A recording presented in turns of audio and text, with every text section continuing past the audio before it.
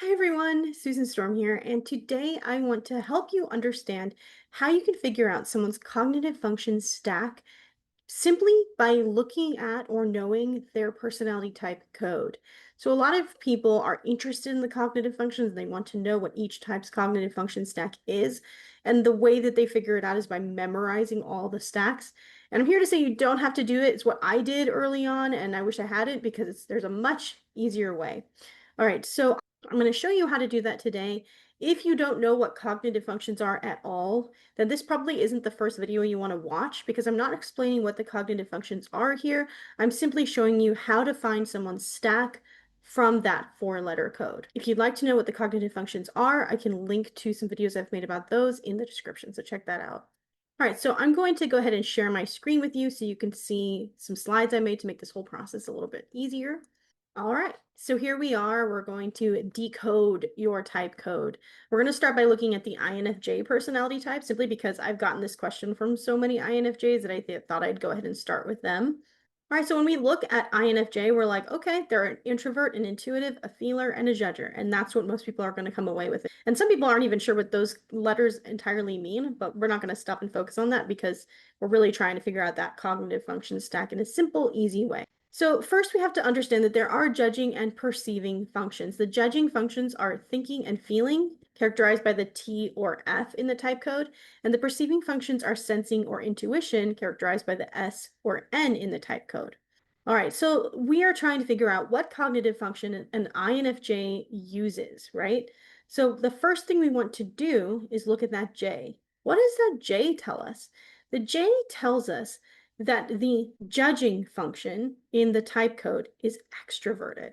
All right. So what's the judging function? Is it intuition or is it feeling? So when we saw before, judging functions are TF, perceiving functions are SN. So the judging function for INFJ is F, and that is extroverted. So we're going to put a little E below that F to show that the F in INFJ is extroverted, which means INFJs use a process called extroverted feeling.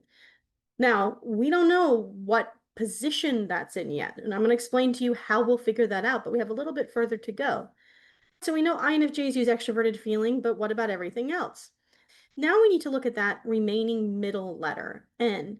So if the other middle letter has an E next to it for extroverted, this middle letter should have an I next to it for introverted. So now we can see that INFJs use extroverted feeling, but they also use intuition that's introverted intuition, or NI. But how do we tell what position these functions are? Is the NI inferior? Is the FE tertiary? How do we know? So the way we figure that out is by looking at that first letter, the I. If a person is an introvert, then the middle letter that has an I with it is going to be their dominant function. In this case, introverted intuition. Right? So if you are meeting someone for the first time and they tell you, hey, I'm an ISTJ, you can look at that J and know that the T is extroverted. So they use extroverted thinking. And then you can look at the I and know that the remaining middle letter S is introverted. So they use introverted sensing. It may sound complicated at first, but the more you do this, the easier it is to do. Now, if we were looking at an ENFJ, then the E would tell us that the middle function with an E next to it is the dominant function. All right, so ENFJs are dominant extroverted feeling type. All right, but let's go back to the INFJ. So now we know that INFJs have dominant introverted intuition, but what about that other letter? What about the F? The other letter is going to signify the auxiliary function. So now we know that INFJs have introverted intuition as the dominant function and extroverted feeling as the auxiliary function. Cool, so we have figured out the top two functions of the INFJ's cognitive function stack, but what about tertiary? Don't worry, I'm going to show you how to do that. All right, so next we're going to look at the dominant function. By looking at the dominant function, we're going to figure out that type's inferior function. So the opposite of N is S when it comes to perceiving functions. So underneath that N, we're just going to write an S. So now we know that the inferior function for INFJ is sensing, but what attitude of sensing? The opposite of I is E, so we're going to put an E down there. So underneath the dominant function, you're going to put the dichotomous opposite of that function. So the dichotomous opposite of NI is SE. Now we know that SE is the inferior function. Now let's look at the other side, the feeling side. To figure out the tertiary function, we're going to do the same type of thing. The dichotomous opposite of feeling is thinking, so we're going to put a T down underneath the F. And the opposite of extroverted is introverted, so we're going to put an I there. Now we know that the tertiary function is introverted thinking.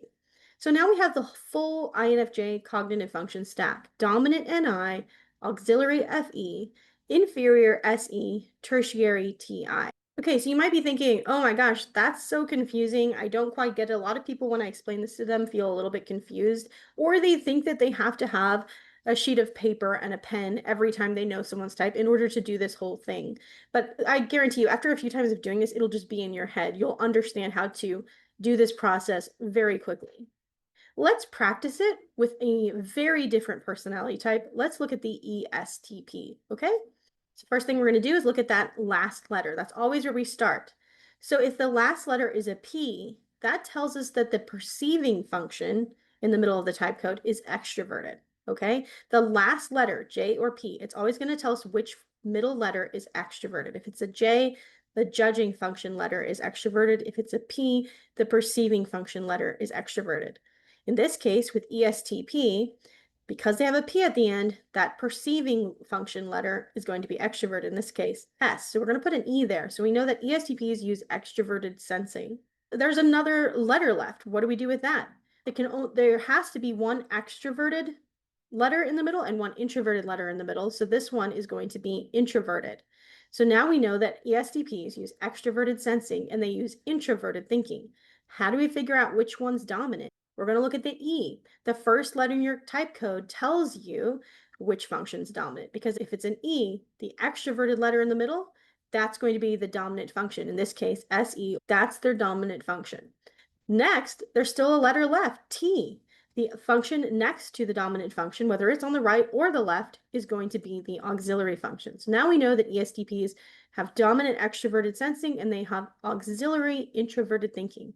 But how do we figure out tertiary and inferior? If you remember, we're going to write the dichotomous opposite of the dominant function below it. So N in this case, and then the opposite of extroverted is introverted. So we're going to put an I there. So now we know that ESTPs have dominant SE, extroverted sensing, and inferior NI, introverted intuition.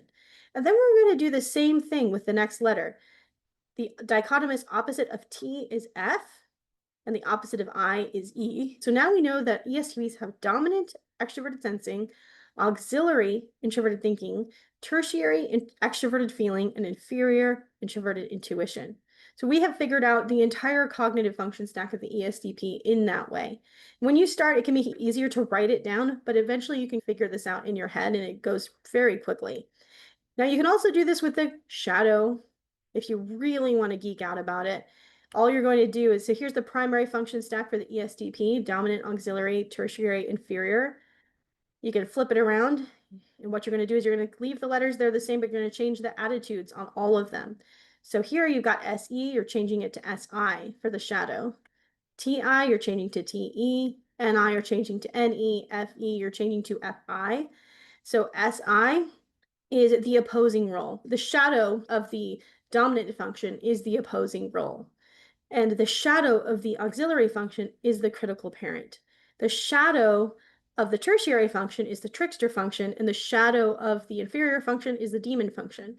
So you can also figure out someone's shadow function stack just by flipping the attitudes of each of those letters to the opposite attitude. If you think of the dominant function as the hero of the personality, the opposing role is going to oppose the hero. If you think of the auxiliary function as the mother-father, which is often given the name of, the shadow of that is the critical parent. All right, so you get the idea. If you want to get into shadow, you can also get into shadow with this. But this is a simple way for you to figure out someone's cognitive function stack simply by knowing their 4-letter type code. All right, so I hope that was helpful. If you have any questions, be sure to leave those in the comments. You can always find out more about the 16 personalities on my website at psychologyjunkie.com. If you're not sure what your personality type is and you want someone to help you with the process, I do offer type clarification sessions where I can have a one-on-one Zoom session with you and help you clarify and understand your best fit personality type. And I'll leave a link for that in the description. I hope you enjoyed this, and I'll see you next time.